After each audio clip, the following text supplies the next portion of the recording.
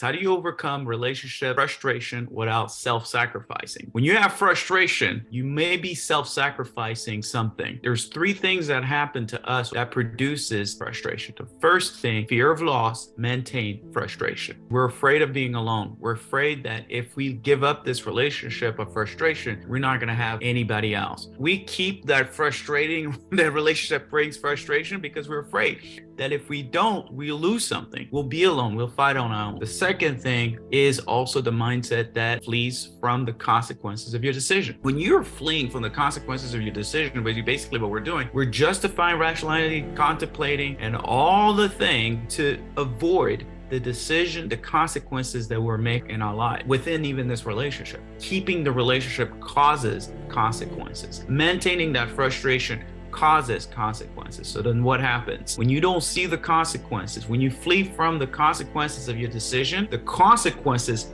from your decision goes after you. They follow you. Now you start to see different things in your life. But if you're avoiding it, you won't see the consequences of the decision that you're making to keep the frustrating relationship there. The more you flee from your consequences, the more your consequences will be there, but it also maintains that relationship. Okay, lastly, one of the things that we do, we forsake ourselves. If you forsake something, you're going to keep something. When you forsake yourself, forsake your needs for someone else, you will definitely constantly reject yourself. You're not nurturing yourself. You're not nurturing your needs. You literally are saying it's okay for me to sacrifice myself. It's okay for me to sacrifice my finances, my relationships, everything in order for me to, one, not be alone, two, just feeling that I don't want to hurt anybody else's feeling, right? People pleasing, basically. So these are three things that we do to keep frustration relationships going on. Three things that we can do to kind of counter back what I just said. The very first thing you want to do is you want to embrace change and you want to focus on gain. You want to embrace the changes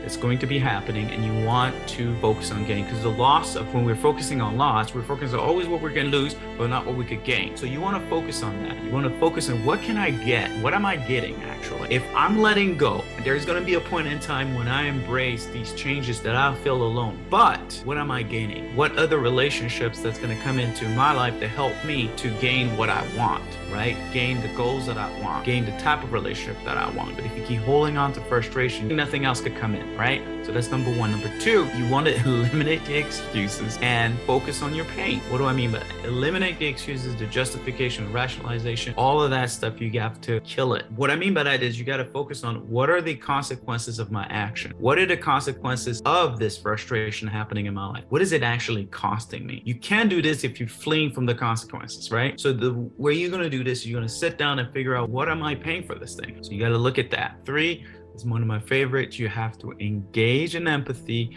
and fend off those who drain you, the people that drain you. You have to engage in empathy with yourself first. What does that mean? Actually, the word empathy, I looked it up, is the ability to understand and share feelings, emotion, and perspective of self and others. So that's self-empathy and other people's empathy. The ability to understand, to share feelings, emotion, and perspective. So think about that. Are you able to really connect with your emotions? We don't take enough time to connect and understand and see the perspective of what's going on with ourselves. And that's what we sacrifice ourselves, forsake our feelings for somebody else, because you don't even understand our feelings. So what you want to do is you want to embrace that. That means get to know you, get to know those feelings, get to deal with the feelings, right? And then fend off those who drain you. You got to fend them off. They basically have to be invited in order to drain your energy, suck your blood out, right? So you may want to fend them off. You may want to close the door, and that's boundary, okay? Create some boundaries in there. If you allow the Draculas to come in and drain your energy, guess what? You will not allow the people to drive you and to help you to your divine purpose, all right? This is what I wanted to share with you. Have a good one. Appreciate you, and I'll talk to you later.